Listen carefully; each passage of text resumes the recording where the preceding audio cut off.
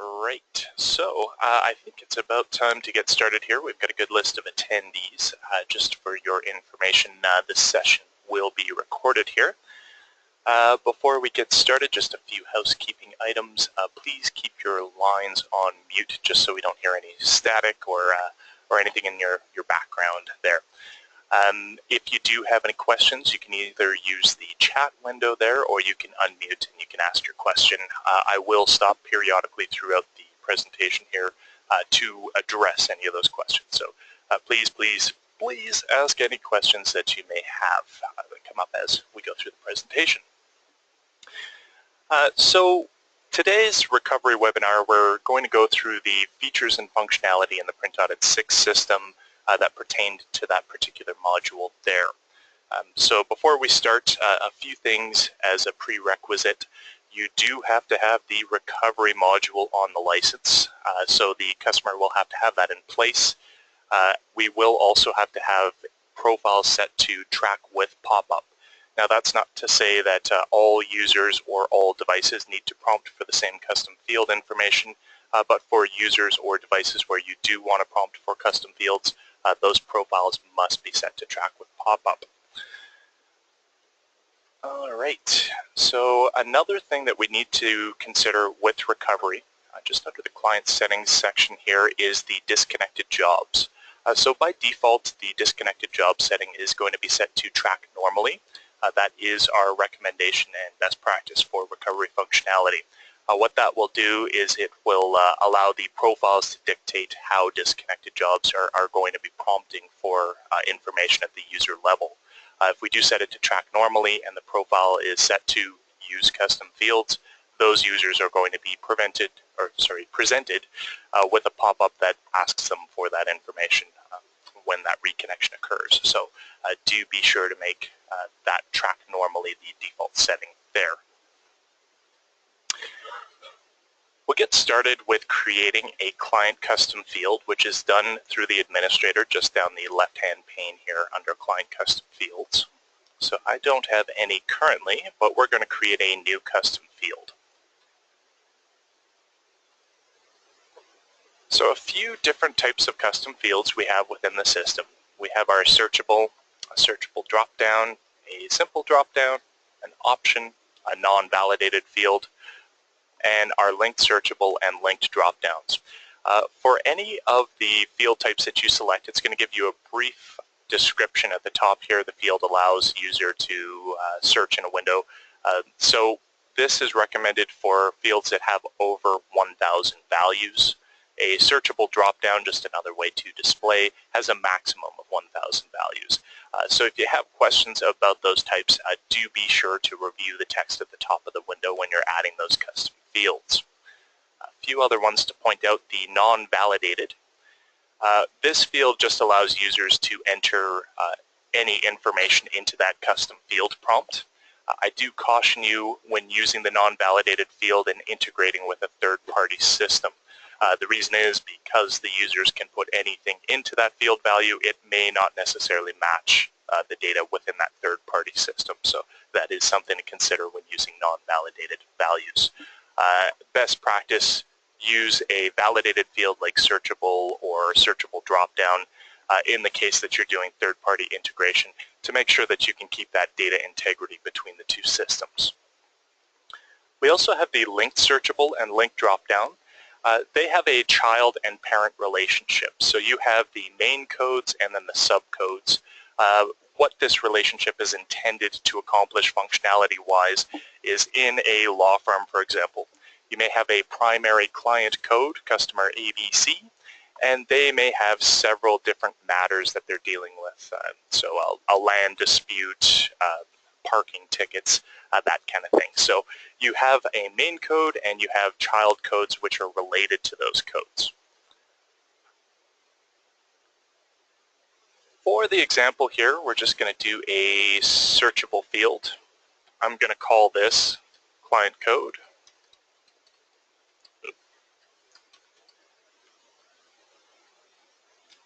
And we have our first code value. There is a maximum number of client custom fields that you can create within the system, and that will be 5 custom fields. Now that is enough to accomplish most functionality. So typically a recovery type installation will have a single custom code. Maybe it's a linked searchable that has that client and matter relationship there. Some more advanced users may have a few different custom codes where they want to define the type of paper they're printing at a particular device or a department that they're printing to. Really 5 codes should be enough to accomplish most functionality, but if you do have any questions about your customers' needs, please contact our support department or reach out to either Rachel Barker or myself.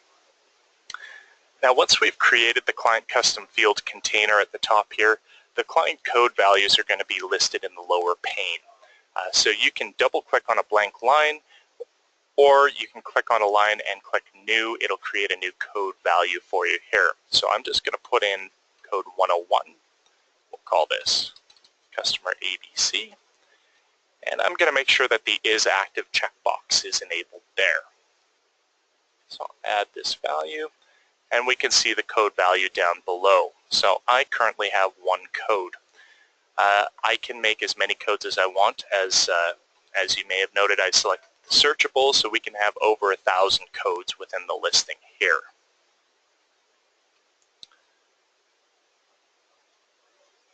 You can also apply different modifiers to these codes. So the pricing within the Print Audit 6 system is determined by the user profile, the printer profile, and the application profile. There's also the custom field modifier that can apply to that value there. So in the case where a customer, let's say customer 123, sorry, codes have to be unique.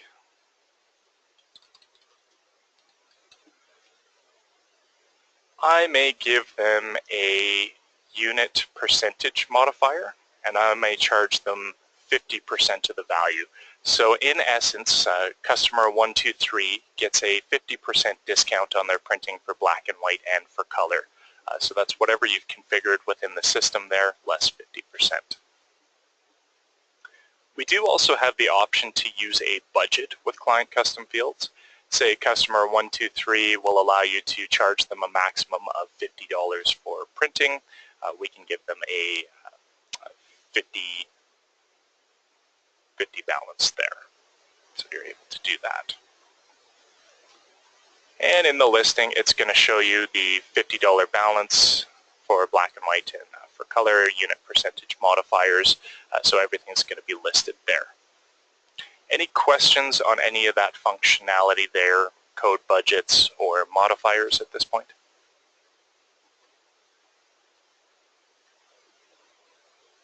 Okay, great. So next what I will show you is just an export of custom fields. So we'll do this and then we'll import the file in. You can import and export custom fields, and importing can be done on a scheduled basis as well. We'll just take you through the export process here. It's going to create a CSV file. I'm just going to save that to my downloads folder.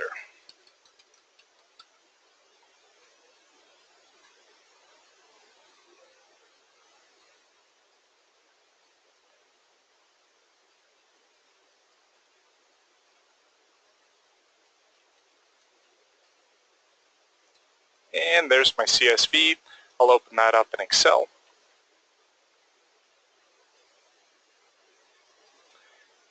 It's going to give us our modifiers. It's going to give us an indication whether the code is active and budgets and everything there. So if I wanted to create code 103,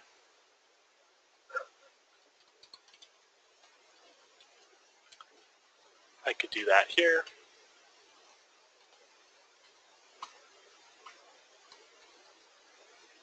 And I can save this file.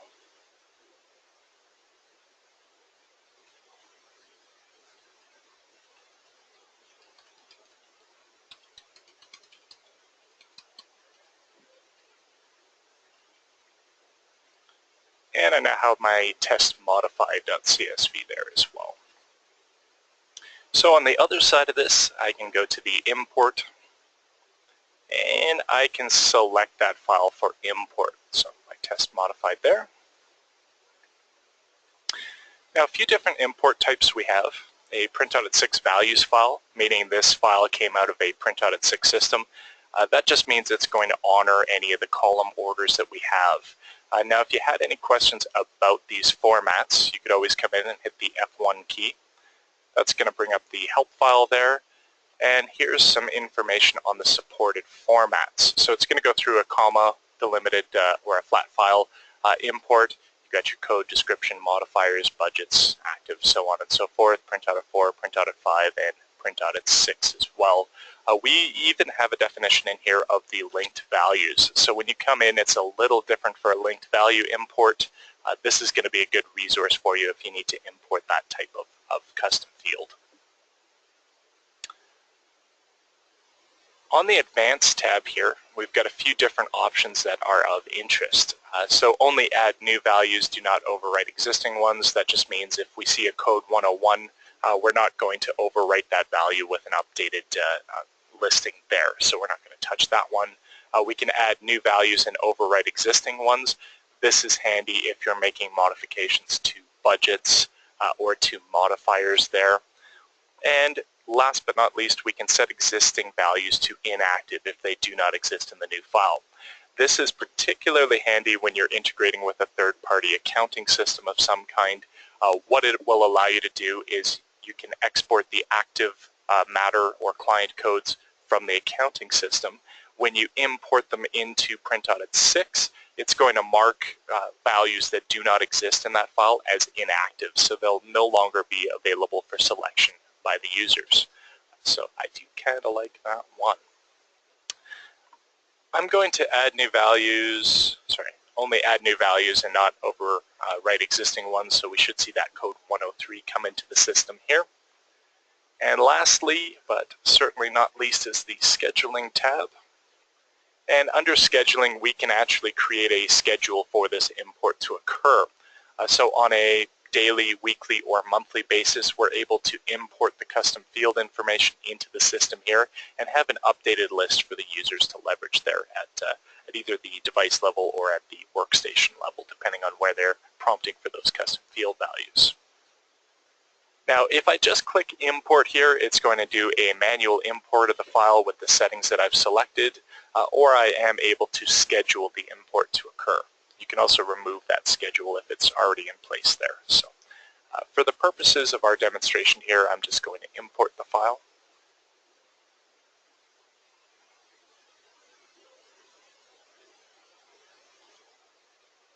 And looks like I have an error in line 2. So it did import 2 values though, so that's good. And there's my 103 customer XYZ. So it's available there. If I were to schedule this, it's going to create a Windows scheduled task.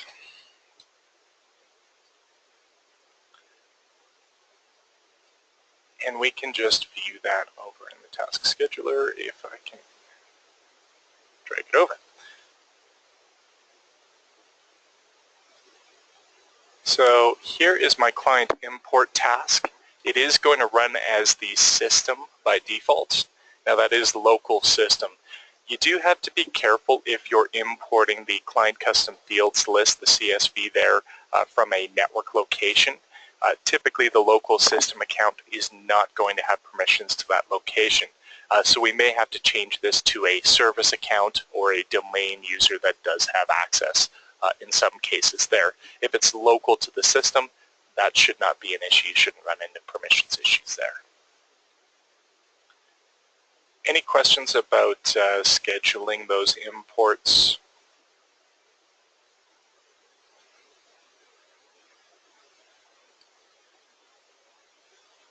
All right, not seeing any questions there. All right, so we've gone through importing, exporting, and creating schedules. Now we do have this client custom field in place here, but it is not currently attached to any profile. So what we need to decide is how we're going to prompt for this information, whether that's going to be at the user level, at the device level, or even at the application level. So we can prompt differently depending on what we're trying to accomplish. One example of where you might differentiate user prompts for at the user profile level is if you have staff and students in an education environment, for example. Staff may do chargeback to a department, whereas students do not typically need to be prompted for custom fields.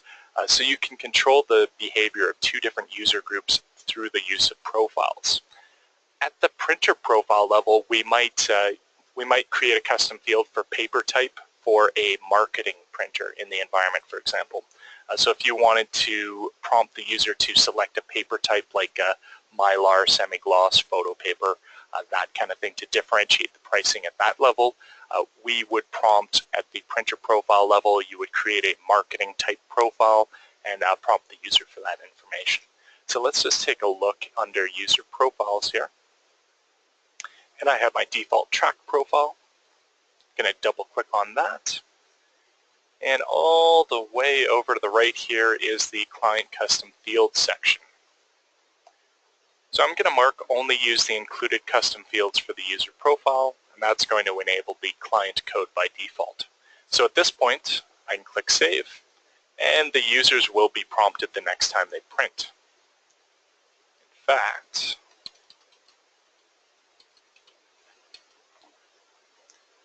just going to print to my XPS writer here. And there is my recovery pop-up with my client code selection here. So I'll do 101, and I'm going to click OK.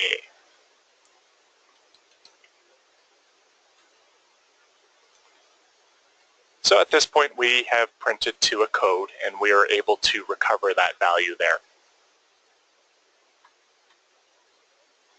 If I wanted to do it at the printer profile level, same kind of thing. I'd go into Track, click on Client Custom Fields, and I could select the client code for that level. So you can have different codes presented at the printer level and at the user level, as well as the application level if you so choose. Now if I go into a profile that is set to Do Not Track, you'll notice I am not able to enable client custom fields. That's because if we don't have a pop-up, we don't have a facility to prompt the user for that information. So again, very important that the profile is set to track with pop-up there.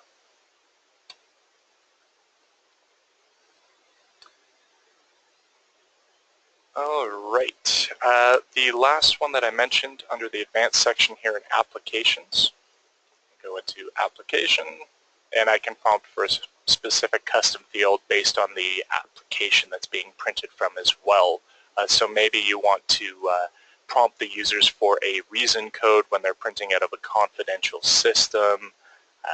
There could potentially be a number of use cases for prompting at the application level. So you do have a lot of flexibility in where you can present the prompts to the user.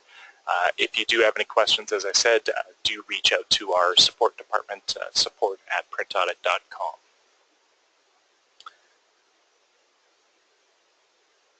At this time, do we have any questions? No? I'm just going to print a few more items here off screen.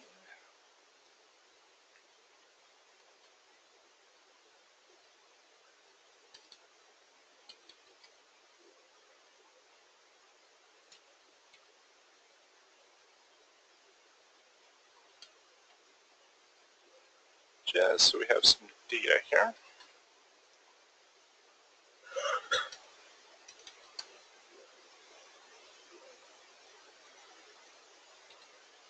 And one more.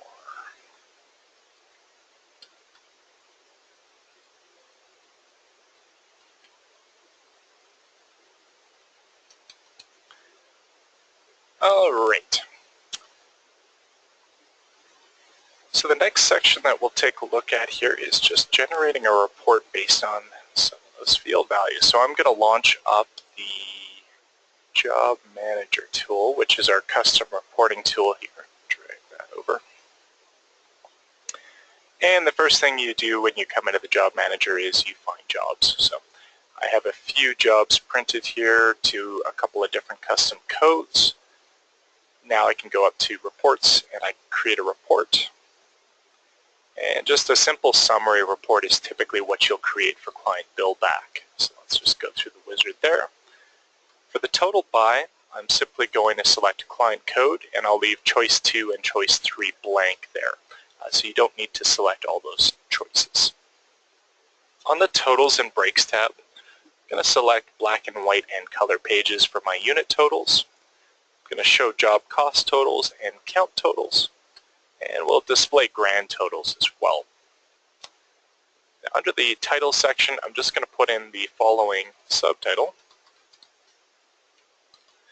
What this will do for you is it'll auto-populate variables into the subtitle for the date range based on the values that are displayed up here. So it is going to look a little weird from 1601 to 9999 by default, but if I were to do the date printed as this month, for example, it would show you July 1st to July 31st. Now we have two options. We can save and build. I'm just going to do that.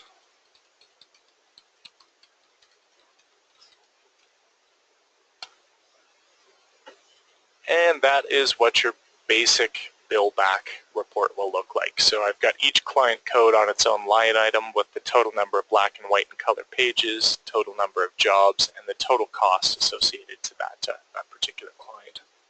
So at that point you're able to charge back. Now if we're doing any kind of integration with a third-party accounting system, we will have to export this data in a format that that accounting system can accept. Now we're very flexible in the data that we can export. So up under Tools, I'm just going to click on Export Results. And we're going to go into Configurations here. This is actually the configuration tool for creating that CSV format that a third-party system may require. So we do have a lot of options in here. We can do a delimited output file or a fixed width output file.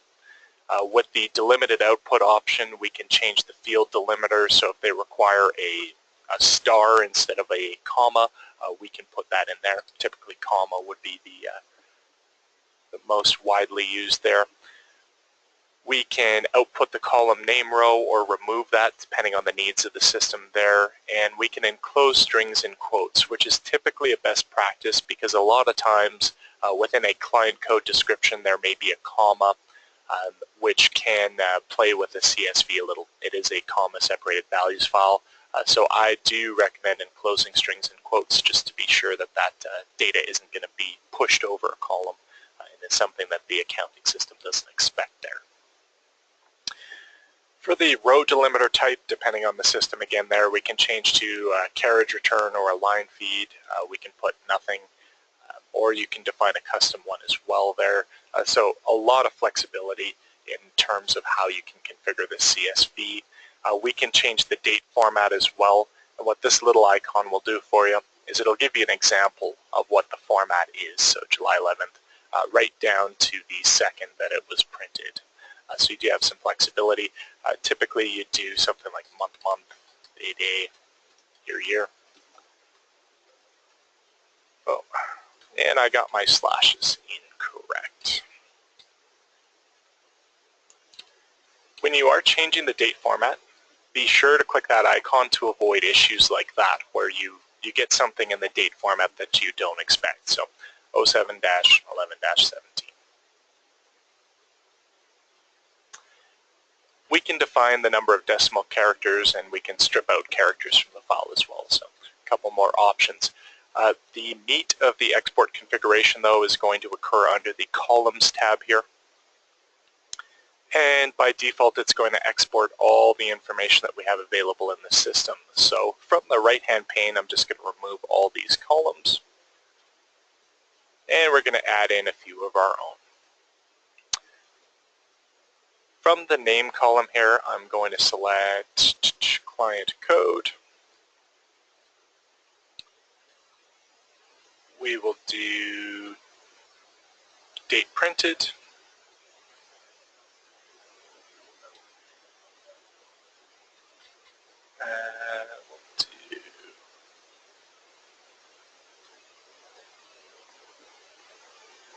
pages, and we'll also do total cost. Actually, one more than I needed there. Pretty straightforward export. We're just going to export all the client codes, the date printed, the number of pages, and the total cost for that job. There may be additional details that the third-party system requires. You can add those in.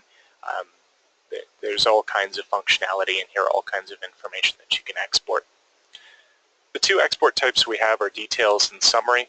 A summary report, for example, we can create a single line item for each client code and summarize that data. So that may be of use for some systems. Most systems, a detail selection is what you're going to go with, so that you have all the data in the system, and if they want to go back and run reports on that, they're able to do so from the third-party system. So, lastly, very important though, is an output file destination. So you do have to export this to a location that it can be picked up by the third-party accounting system. If that does happen to be a network share, be sure to use the UNC path for that export. So very important. Windows mappings are just not always reliable, so it is something to keep in mind. And I will just do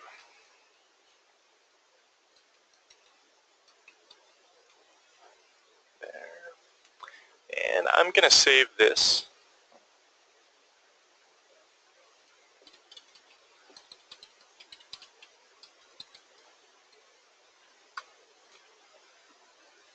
Try that one. New configuration is underscore example export. Now that I have this available, I could close down the configuration here, and you'll see the example export is available in the configuration dropdown as well as default. So at this point, I could export the file. It would be created, and you could come in and manually export that file every time if you wanted. Now when we're integrating with third-party accounting systems, that does tend to be a little taxing on the accountants there. So what we do have is a counting run functionality. Under the accounting, we can go to run accounting. And it's a very similar wizard. You have the same configurations available. The main difference here is that we can actually schedule that export to occur. So on a monthly, a daily, or a weekly basis, we can actually export that file to a location, and if the third-party system is able to import that file on a schedule, the system will be completely automated between the two. Now, that is going to depend on the accounting system that you're working with or the third-party system that you're working with. So that is something that you may have to reach out to their support on. Any questions at this point?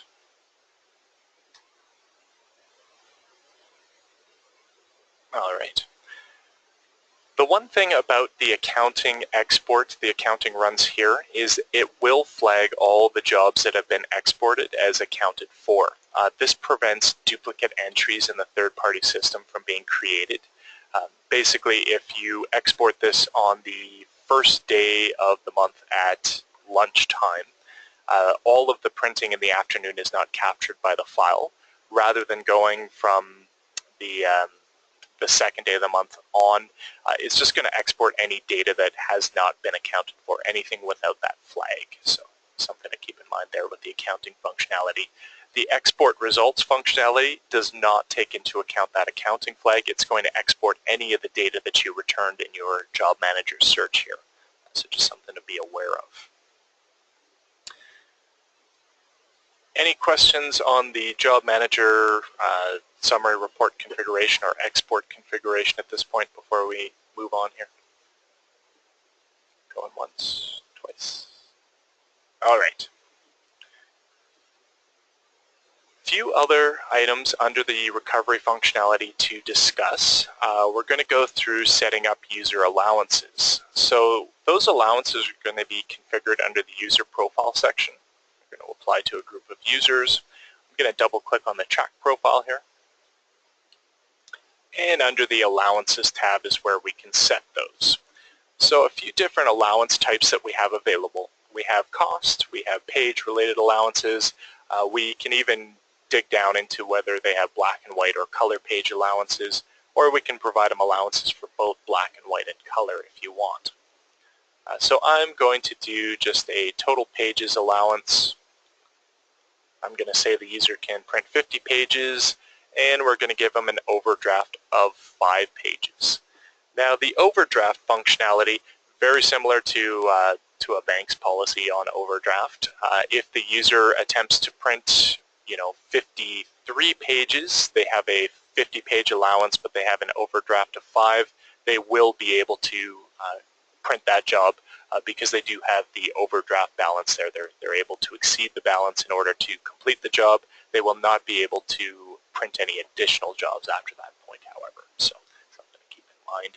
The additional balances option, that is similar to rollover minutes. So if a user does not use their 50-page allowance before the reset period occurs, those are going to go into additional balances. The user essentially is rewarded for printing less. They get to carry that balance forward.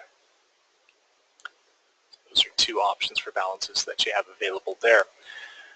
We can manually reset the balances by coming into the profile and clicking Reset Balance. We can select what type of reset we want to do, only updating 0 balances or 0 and negative or all balances, or we cannot change any balances. So if we just wanted to change the default balance that users get on the next auto reset period, we can select that option. We can also set additional balances to 0. And if I click Update, any user who is applied to this profile is going to have that allowance change updated there. So the better option here is the auto reset balances period. What we can do here is we can define when a balance is going to roll over. So on an automated basis, every month we can say roll over the balance, update the balance for all the users that are assigned to that profile there. So you've got options of 30th, 31st, so on and so forth. Any questions there with user allowances, balance resets?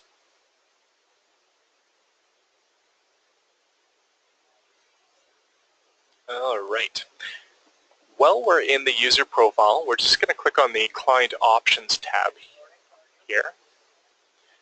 And a few items to go through in regards to recovery, allowing a user to snooze jobs. What that will do for a user is when they are presented with the pop-up, if they do not have a custom field that they can select within the system, a custom field value there, they can snooze the job until the next print occurs. So in essence, what the user would be doing is there's no custom field value in the list. They have to talk to the administrator, get the custom field value input, and then the next time they print, they're able to select that field value. So that's one use case there. We can allow user to override the job costs on the client pop-up as well. So what that will do is on the client pop-up, I'll just bring one up for you here.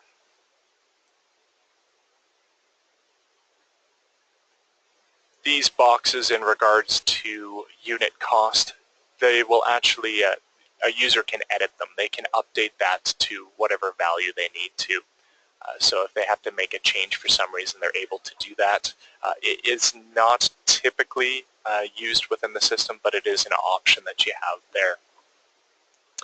The next option down, show job costs on the client pop-up. That is the feature that's going to display this information here.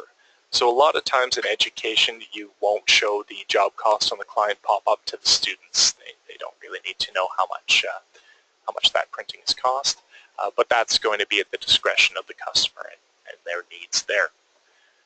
My favorite one is actually the last option there, allow user to add new values for custom fields on the pop-up. So going back to my example for the snooze, when the user prints, they find that the client code is not in the list. This functionality, if I enable it and save,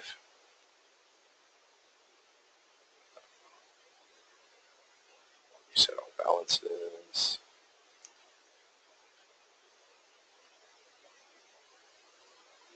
And I'll just print again here. Now that I have that option enabled, I can double click. It's going to bring the add a new code button up. So I can go code 104.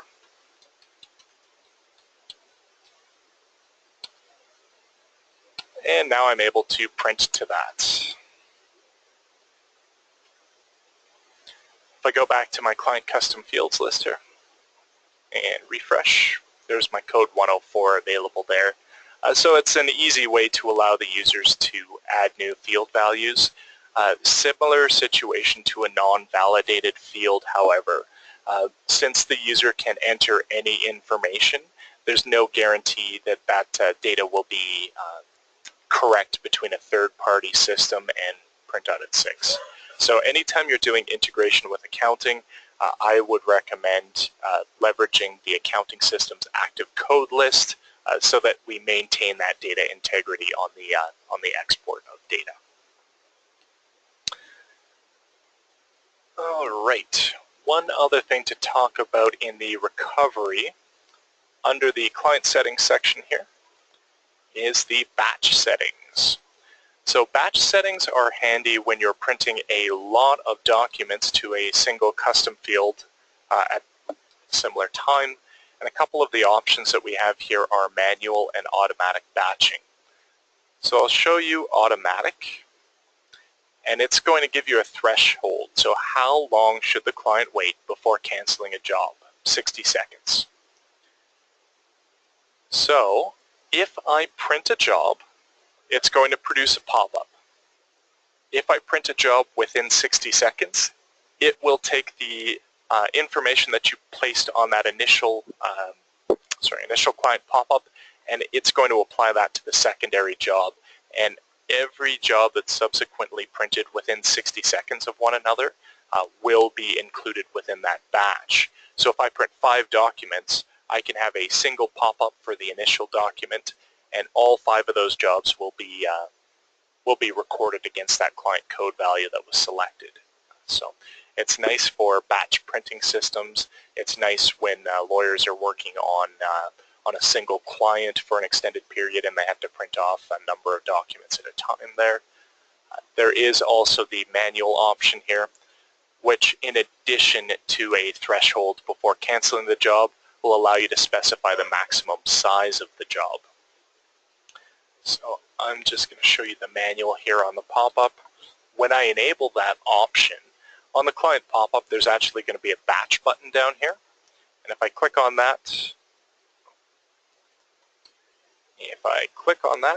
it's going to allow me to define the batch size up to 10 documents.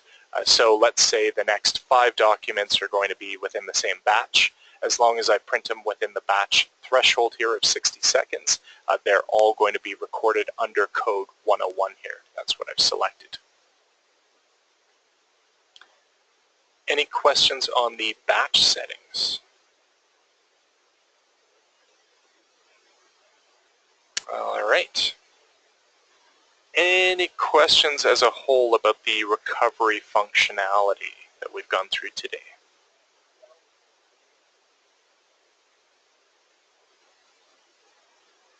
All right. One other thing to point out while I have it up here, here is my balance displayed for my user account at 49 pages. If you recall, back under the user profile, we did set a 50-page allowance. I printed a document. I'm at 49 pages. So that balance declines as the user prints there. And one last piece of information that I have to show you under the embedded system section here, we can actually define which codes are prompted for at the embedded level. So just for Sharp, I can select the client code to be prompted for at a particular embedded system. So you are able to control it at that level. If you have defined the custom fields at various profile levels, for example, you have a student and a teacher, we can include the custom fields from the user profile instead of selecting here, and it'll honor your profile selections. If there are no further questions, that is all the content I have for today.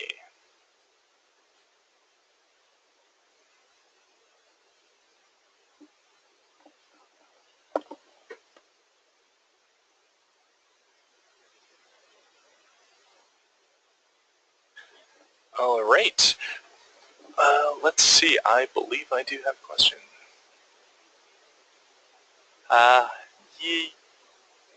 Jay, yes. I believe we do have the slides from the presentation 2 weeks ago there. So yeah, we'll see what we can find there, Jay. And I believe we have your contact information.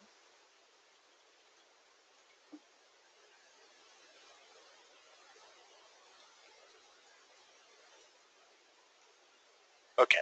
Yeah. So we will take a look into that, Jay, and I believe we've got your email there, so we'll reach out to you there. If there are no further questions here, we are done with this session, but I'll stay on the line just in case there are additional questions that anybody has to ask. Thanks for coming. Oh, okay. So Travis, I'll just make a note of that, Travis.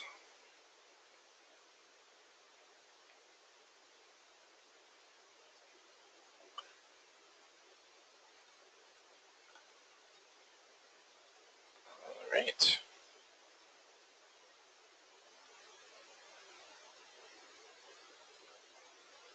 Perfect. Thanks for attending today's session. If there are any further questions, please reach out to us. I think we can get you that as well there, Jay. So I have recorded the session here.